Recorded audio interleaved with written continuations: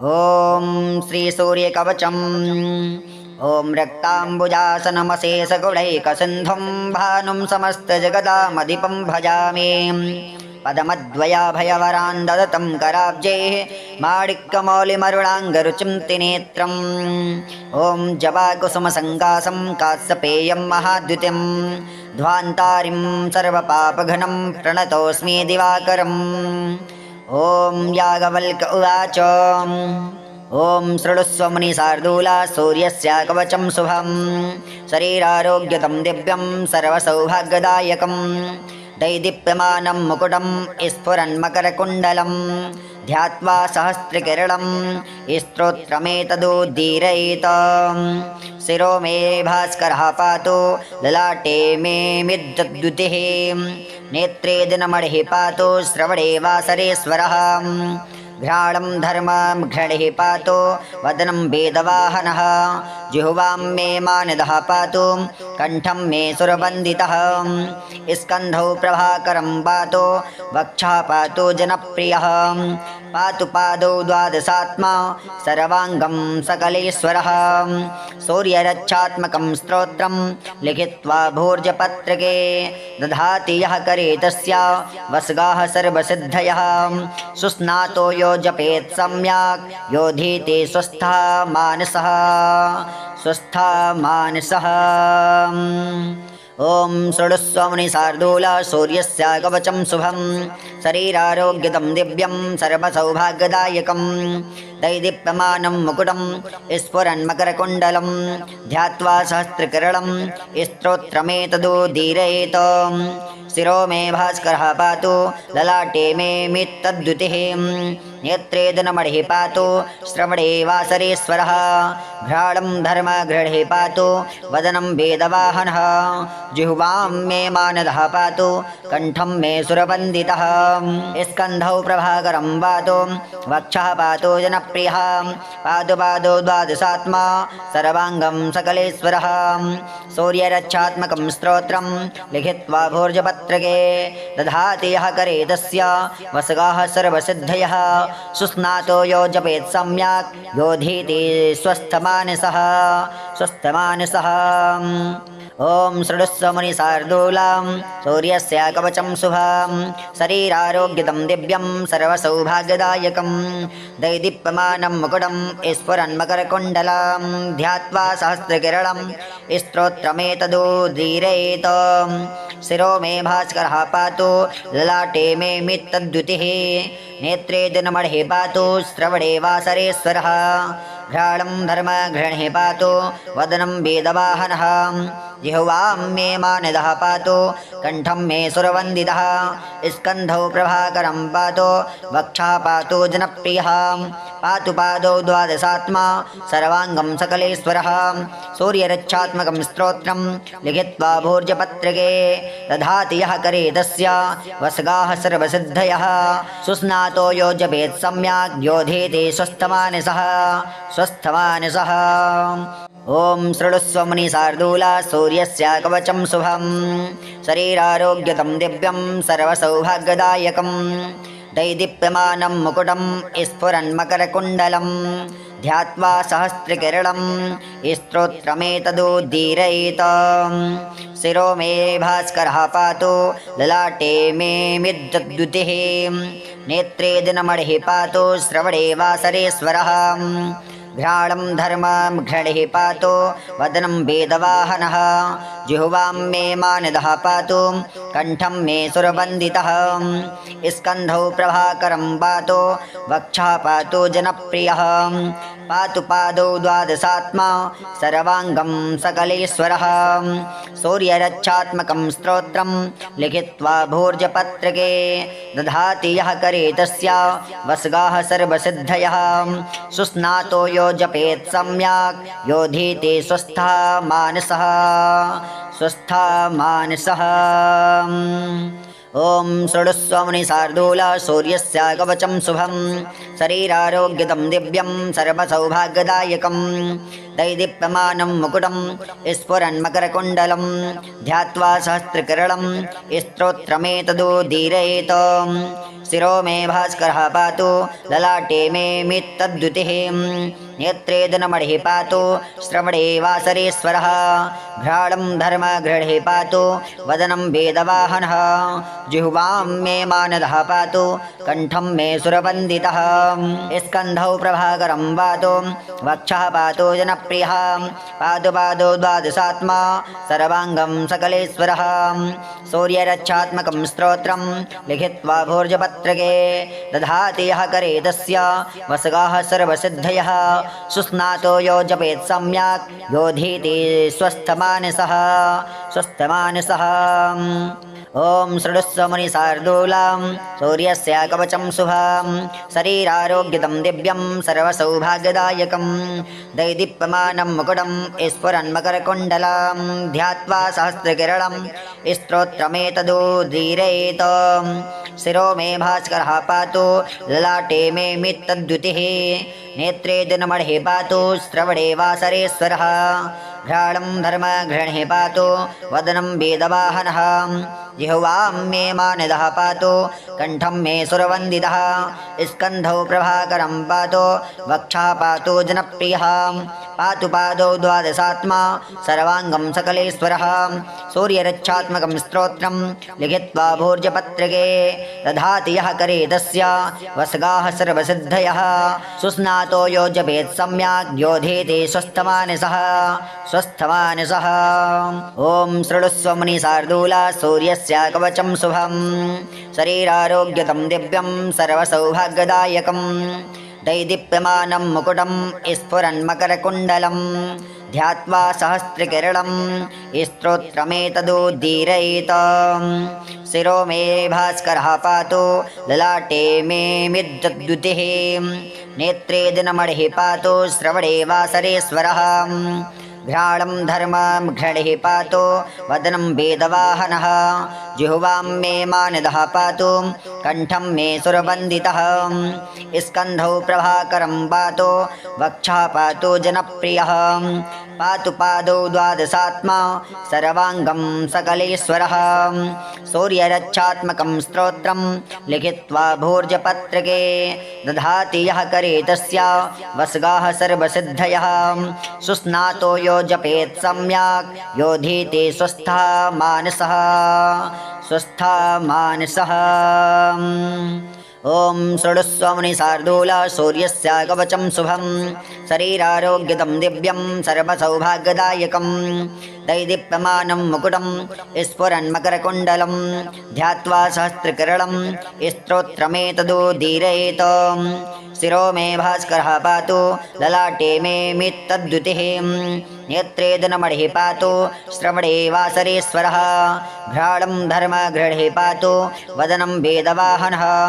जिह्वां मे मानदः पातु कण्ठं मे सुरवन्दितः स्कन्धौ प्रभाकरं पातु वक्षः पातु जनप्रियः पादौ पादौ द्वादशात्मा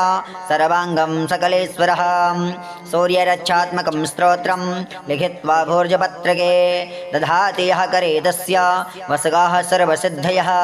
सुस्नातो यो जपेत् सम्यक् योधीति स्वस्थमानसः स्वस्थमानसः ॐ शृणुस्व मुनिशार्दूलां सूर्यस्य कवचं शुभं शरीरारोग्यदं दिव्यं सर्वसौभाग्यदायकं दैदीप्यमानं मुकुटं स्फुरन्मकरकुण्डलं ध्यात्वा सहस्रकिरणं स्तोत्रमेतदुदीरयेत् शिरो मे भास्करः पातु ललाटे मे मित्तद्युतिः नेत्रे दिनमणिः पातु श्रवणे वासरेश्वरः घ्राणं धर्मगृहे पातु वदनं वेदवाहनः जिह्वां मे मानदः पातु कण्ठं मे सुरवन्दितः स्कन्धौ प्रभाकरं पातु वक्षः पातु जनप्रियः पातु पादौ द्वादशात्मा सर्वाङ्गं सकलेश्वरः सूर्यरक्षात्मकं स्तोत्रं लिखित्वा भोर्जपत्रके दधाति यः करे तस्य वसगाः सर्वसिद्धयः सुस्नातो यो जपेत् सम्यक् योधेति स्वस्थमानसः स्वस्थमानसः ॐ शृणुस्व मुनिशार्दूला सूर्यस्य कवचं शुभं शरीरारोग्यदं दिव्यं सर्वसौभाग्यदायकं दैदीप्यमानं मुकुटं स्फुरन्मकरकुण्डलं ध्यात्वा सहस्रकिरणं स्तोत्रमेतदुद्दीरयेत् शिरो मे भास्करः पातु ललाटे मे मिद्युतिः नेत्रे दिनमणिः पातु श्रवणे वासरेश्वरः घ्राणं धर्मं घृणिः पातु वदनं वेदवाहनः जिह्वां मे मानदः पातु कण्ठं मे सुरवन्दितः स्कन्धौ प्रभाकरं पातु वक्षः पातु जनप्रियः पातु पादौ द्वादशात्मा सर्वाङ्गं सकलेश्वरः सूर्यरक्षात्मकं स्तोत्रं लिखित्वा भोर्जपत्रके दधाति यः करे तस्य वस्गाः सर्वसिद्धयः सुस्नातो यो जपेत् सम्यक् योधीति स्वस्थः मानसः स्वस्थः मानसः। ओम शृणुस्व मुनिशार्दूल सूर्यस्य कवचं शुभं शरीरारोग्यदं दिव्यं सर्वसौभाग्यदायकं दैदीप्यमानं मुकुटं स्फुरन्मकरकुण्डलं ध्यात्वा सहस्रकिरणं स्तोत्रमेतदुद्दीरयेत् शिरो मे भास्करः पातु ललाटे मे मित्तद्युतिः नेत्रे दिनमणिः पातु श्रवणे वासरेश्वरः घ्राणं धर्मघृणिः पातु वदनं वेदवाहनः जिह्वां मे मानदः पातु कण्ठं मे सुरवन्दितः स्कन्धौ प्रभाकरं पातु वक्षः पातु जनप्रियः पातु पादौ द्वादशात्मा सर्वाङ्गं सकलेश्वरः सूर्यरक्षात्मकं स्तोत्रं लिखित्वा भोर्जपत्रके दधाति यः करे तस्य वस्गाः सर्वसिद्धयः सुस्नातो यो जपेत् सम्यक् योधीति स्वस्थमानसः स्वस्थमानसः। ओम शृणुस्व मुनिशार्दूलं सूर्यस्य कवचं शुभं शरीरारोग्यदं दिव्यं सर्वसौभाग्यदायकं दैदीप्यमानं मुकुटं स्फुरन्मकरकुण्डलं ध्यात्वा सहस्रकिरणं स्तोत्रमेतदुद्दीरयेत् शिरो मे भास्करः पातु ललाटे मे मित्तद्युतिः नेत्रे दिनमणिः पातु श्रवणे वासरेश्वरः घ्राणं धर्मघृणिः पातु वदनं वेदवाहनः जिह्वां मे मानदः पातु कण्ठं मे सुरवन्दितः स्कन्धौ प्रभाकरं पातु वक्षः पातु जनप्रियः पातु पादौ द्वादशात्मा सर्वाङ्गं सकलेश्वरः सूर्यरक्षात्मकं स्तोत्रं लिखित्वा भोर्जपत्रके दधाति यः करे तस्य वस्गाः सर्वसिद्धयः सुस्नातो यो जपेत् सम्यक् योधीति स्वस्थमानसः स्वस्थमानसः। ॐ रक्ताम्बुजासनमशेषगुणैकसिन्धुं भानुं समस्तजगदामधिपं भजामि पदमद्वयाभयवरान् ददतं कराब्जैः माणिक्यमौलिमरुणाङ्गरुचिं त्रिनेत्रम् ॐ जपाकुसुमसङ्कासं कास्यपेयं महाद्युतिं ध्वान्तारिं सर्वपापघ्नं प्रणतोऽस्मि दिवाकरम्। ॐ याज्ञवल्क्य उवाच ओम शृणुस्व मुनिशार्दूल सूर्यस्य कवचं शुभं शरीरारोग्यदं दिव्यं सर्वसौभाग्यदायकं दैदीप्यमानं मुकुटं स्फुरन्मकरकुण्डलं ध्यात्वा सहस्रकिरणं स्तोत्रमेतदुद्दीरयेत् शिरो मे भास्करः पातु ललाटे मे मिद्युतिः नेत्रे दिनमणिः पातु श्रवणे वासरेश्वरः घ्राणं धर्मं घृणिः पातु वदनं वेदवाहनः जिह्वां मे मानदः पातु कण्ठं मे सुरवन्दितः स्कन्धौ प्रभाकरं पातु वक्षः पातु जनप्रियः पातु पादौ द्वादशात्मा सर्वाङ्गं सकलेश्वरः सूर्यरक्षात्मकं स्तोत्रं लिखित्वा भोर्जपत्रके दधाति यः करे तस्य वस्गाः सर्वसिद्धयः सुस्नातो यो जपेत् सम्यक् योधीति स्वस्थः मानसः स्वस्थः मानसः।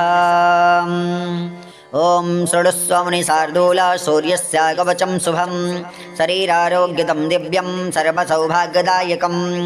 दैदीप्यमानं मुकुटं स्फुरन्मकरकुण्डलं ध्यात्वा सहस्रकिरणं स्तोत्रमेतदुदीरयेत् शिरो मे भास्करः पातु ललाटे मे मित्तद्युतिः नेत्रे दिनमणिः पातु श्रवणे वासरेश्वरः घ्राणं धर्मगृहे पातु वदनं वेदवाहनः जिह्वां मे मानदः पातु कण्ठं मे सुरवन्दितः स्कन्धौ प्रभाकरं पातु वक्षः पातु जनप्रियः पातु पादौ द्वादशात्मा सर्वाङ्गं सकलेश्वरः सूर्यरक्षात्मकं स्तोत्रं लिखित्वा भोर्जपत्रके दधाति यः करे तस्य वसगाः सर्वसिद्धयः सुस्नातो यो जपेत् सम्यक् योधीति स्वस्थमानसः स्वस्थमानसः ॐ शृणुस्व मुनिशार्दूलं सूर्यस्य कवचं शुभं शरीरारोग्यदं दिव्यं सर्वसौभाग्यदायकं दैदीप्यमानं मुकुटं स्फुरन्मकरकुण्डलं ध्यात्वा सहस्रकिरणं स्तोत्रमेतदुदीरयेत् शिरो मे भास्करः पातु ललाटे मे मित्तद्युतिः नेत्रे दिनमणिः पातु श्रवणे वासरेश्वरः घ्राणं धर्मगृहे पातु वदनं वेदवाहनः जिह्वां मे मानदः पातु कण्ठं मे सुरवन्दितः स्कन्धौ प्रभाकरं पातु वक्षः पातु जनप्रियः पातु पादौ द्वादशात्मा सर्वाङ्गं सकलेश्वरः सूर्यरक्षात्मकं स्तोत्रं लिखित्वा भोर्जपत्रके दधाति यः करे तस्य वसगाः सर्वसिद्धयः सुस्नातो यो जपेत् सम्यक् योधेति स्वस्थमानसः स्वस्थमानसः ॐ रक्ताम्बुजासनमशेषगुणैकसिन्धुं भानुं समस्तजगदामधिपं भजामि पदमद्वयाभयवरान् ददतं कराब्जैः माणिक्यमौलिमरुणाङ्गरुचिं त्रिनेत्रम् ॐ जपाकुसुमसङ्कासं कात्सपेयं महाद्युतिं ध्वान्तारिं सर्वपापघ्नं प्रणतोऽस्मि दिवाकरम् ॐ याज्ञवल्क्य उवाच ॐ शृणुस्व मुनिशार्दूला सूर्यस्य कवचं शुभं शरीरारोग्यदं दिव्यं सर्वसौभाग्यदायकं दैदीप्यमानं मुकुटं स्फुरन्मकरकुण्डलं ध्यात्वा सहस्रकिरणं स्तोत्रमेतदुदीरयेत् शिरो मे भास्करः पातु ललाटे मे मित्तद्युतिः नेत्रे दिनमणिः पातु श्रवणे वासरेश्वरः घ्राणं धर्मगृहे पातु वदनं वेदवाहनः जिह्वां मे मानदः पातु कण्ठं मे सुरवन्दितः स्कन्धौ प्रभाकरं पातु वक्षः पातु जनप्रियः पातु पादौ द्वादशात्मा सर्वाङ्गं सकलेश्वरः सूर्यरक्षात्मकं स्तोत्रं लिखित्वा भोर्जपत्रके दधाति यः करे तस्य वसगाः सर्वसिद्धयः सुस्नातो यो जपेत् सम्यक् योधीति स्वस्थः मानसः स्वस्थः मानसः ॐ शृणुस्व मुनिशार्दूल सूर्यस्य कवचं शुभं शरीरारोग्यदं दिव्यं सर्वसौभाग्यदायकं दैदीप्यमानं मुकुटं स्फुरन्मकरकुण्डलं ध्यात्वा सहस्रकिरणं स्तोत्रमेतदुदीरयेत् शिरो मे भास्करः पातु ललाटे मे मित्तद्युतिः नेत्रे दिनमणिः पातु श्रवणे वासरेश्वरः घ्राणं धर्मगृहे पातु वदनं वेदवाहनः जिह्वां मे मानदः पातु कण्ठं मे सुरवन्दितः स्कन्धौ प्रभाकरं पातु वक्षः पातु जनप्रियः पातु पादौ द्वादशात्मा सर्वाङ्गं सकलेश्वरः सूर्यरक्षात्मकं स्तोत्रं लिखित्वा भोर्जपत्रके दधाति यः करे तस्य वसगाः सर्वसिद्धयः सुस्नातो यो जपेत् सम्यक् योधीति स्वस्थमानसः स्वस्थमानसः ॐ शृणुस्व मुनिशार्दूलं सूर्यस्य कवचं शुभं शरीरारोग्यदं दिव्यं सर्वसौभाग्यदायकं दैदीप्यमानं मुकुटं स्फुरन्मकरकुण्डलं ध्यात्वा सहस्रकिरणं स्तोत्रमेतदुदीरयेत् शिरो मे भास्करः पातु ललाटे मे मित्तद्युतिः नेत्रे दिनमणिः पातु श्रवणे वासरेश्वरः घ्राणं धर्मगृहे पातु वदनं वेदवाहनः जिह्वां मे मानदः पातु कण्ठं मे सुरवन्दितः स्कन्धौ प्रभाकरं पातु वक्षः पातु जनप्रियः पातु पादौ द्वादशात्मा सर्वाङ्गं सकलेश्वरः सूर्यरक्षात्मकं स्तोत्रं लिखित्वा भोज्यपत्रके दधाति यः करे तस्य वसगाः सर्वसिद्धयः सुस्नातो यो जपेत् सम्यक् योधेते स्वस्थमानसः स्वस्थमानसः ॐ शृणुस्व मुनिशार्दूला सूर्यस्य कवचं शुभं शरीरारोग्यतं दिव्यं सर्वसौभाग्यदायकं दैदीप्यमानं मुकुटं स्फुरन्मकरकुण्डलं ध्यात्वा सहस्रकिरणं स्तोत्रमेतदुद्दीरयेत्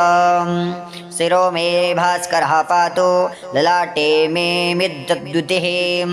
नेत्रे दिनमणिः पातु श्रवणे वासरेश्वरः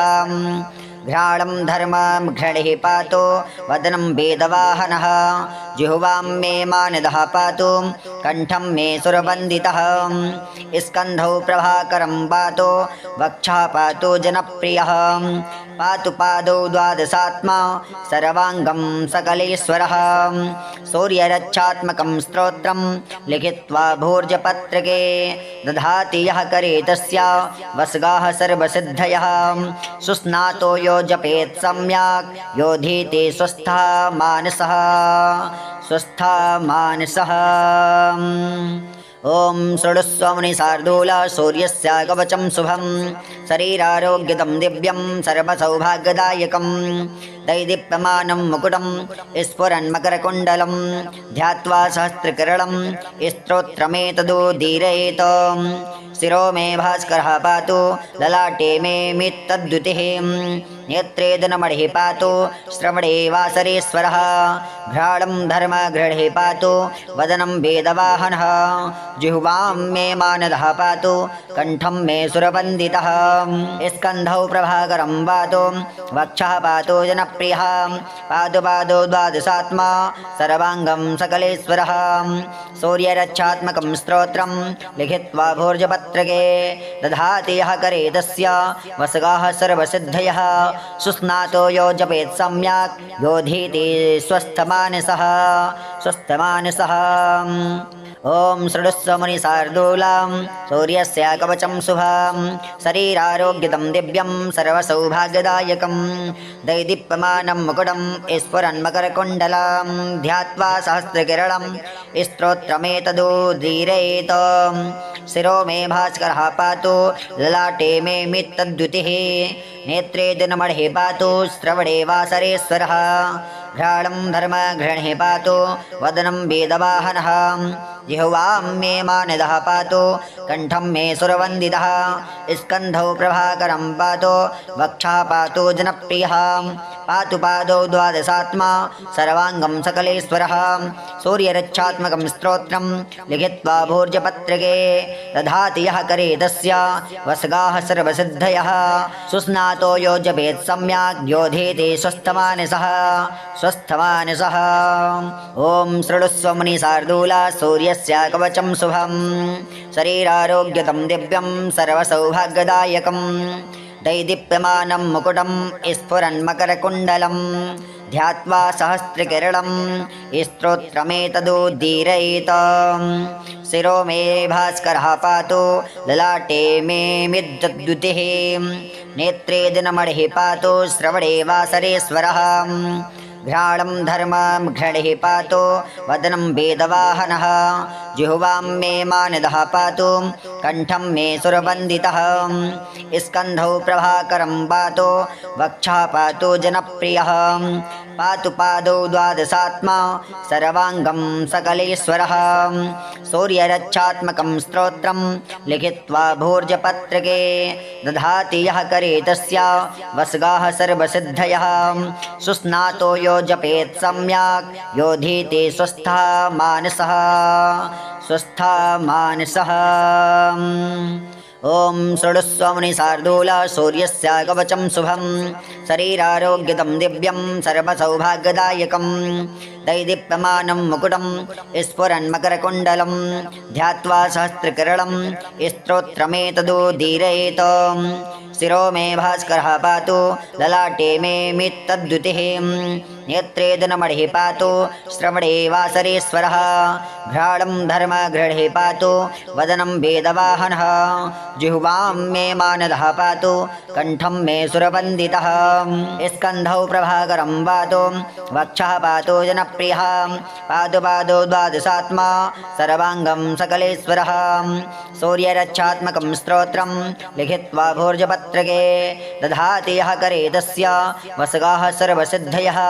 सुस्नातो यो जपेत् सम्यक् योधीति स्वस्थमानसः स्वस्थमानसः ॐ शृणुस्व मुनिशार्दूलां सूर्यस्य कवचं शुभं शरीरारोग्यदं दिव्यं सर्वसौभाग्यदायकं दैदीप्यमानं मुकुटं स्फुरन्मकरकुण्डलं ध्यात्वा सहस्रकिरणं स्तोत्रमेतदुदीरयेत् शिरो मे भास्करः पातु ललाटे मे मित्तद्युतिः नेत्रे दिनमणिः पातु श्रवणे वासरेश्वरः घ्राणं धर्मगृहे पातु वदनं वेदवाहनः जिह्वां मे मानदः पातु कण्ठं मे सुरवन्दितः स्कन्धौ प्रभाकरं पातु वक्षः पातु जनप्रियः पातु पादौ द्वादशात्मा सर्वाङ्गं सकलेश्वरः सूर्यरक्षात्मकं स्तोत्रं लिखित्वा भोर्जपत्रके दधाति यः करे तस्य वसगाः सर्वसिद्धयः सुस्नातो यो जपेत् सम्यक् योधेते स्वस्थमानसः स्वस्थमानसः ॐ शृणुस्व मुनिशार्दूला सूर्यस्य कवचं शुभं शरीरारोग्यदं दिव्यं सर्वसौभाग्यदायकं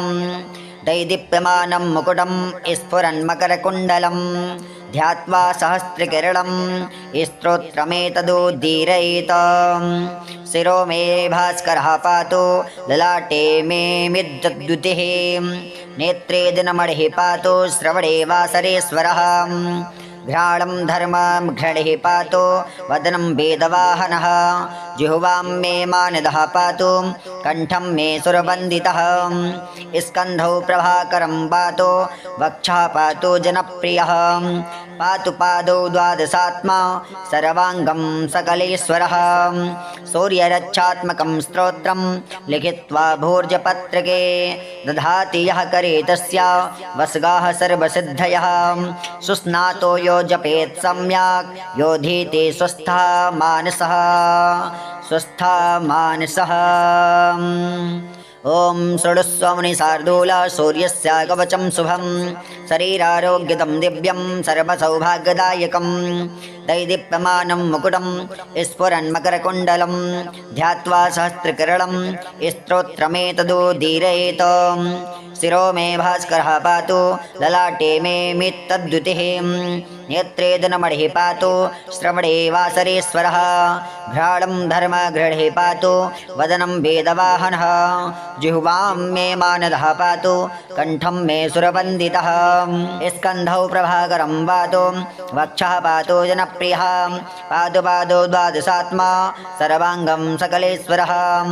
सूर्यरक्षात्मकं स्तोत्रं लिखित्वा भोर्जपत्रके दधाति यः करे तस्य वसगाः सर्वसिद्धयः सुस्नातो यो जपेत् सम्यक् योधीति स्वस्थमानसः स्वस्थमानसः ॐ शृणुस्व मुनिशार्दूलां सूर्यस्य कवचं शुभं शरीरारोग्यदं दिव्यं सर्वसौभाग्यदायकं दैदीप्यमानं मुकुटं स्फुरन्मकरकुण्डलं ध्यात्वा सहस्रकिरणं स्तोत्रमेतदुदीरयेत्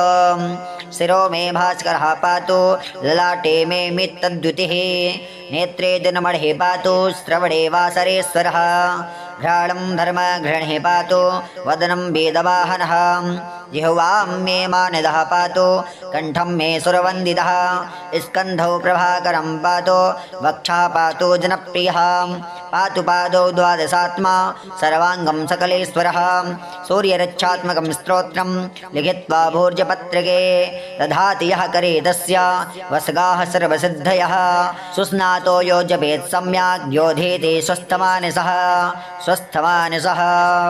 ॐ शृणुस्व मुनिशार्दूला सूर्यस्य कवचं शुभं शरीरारोग्यदं दिव्यं सर्वसौभाग्यदायकं दैदीप्यमानं मुकुटं स्फुरन्मकरकुण्डलं ध्यात्वा सहस्रकिरणं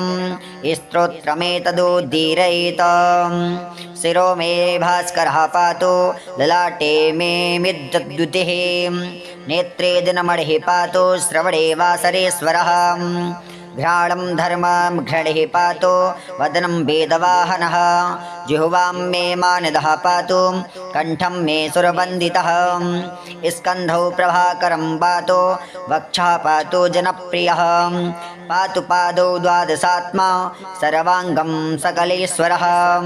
सूर्यरक्षात्मकं स्तोत्रं लिखित्वा भोर्जपत्रके दधाति यः करे तस्य वसगाः सर्वसिद्धयः सुस्नातो यो जपेत् सम्यक् योधीते स्वस्थः मानसः स्वस्थः मानसः। ॐ शृणुस्व मुनिशार्दूल सूर्यस्य कवचं शुभं शरीरारोग्यदं दिव्यं सर्वसौभाग्यदायकं दैदीप्यमानं मुकुटं स्फुरन्मकरकुण्डलं ध्यात्वा सहस्रकिरणं स्तोत्रमेतदुदीरयेत् शिरो मे भास्करः पातु ललाटे मे मित्तद्युतिः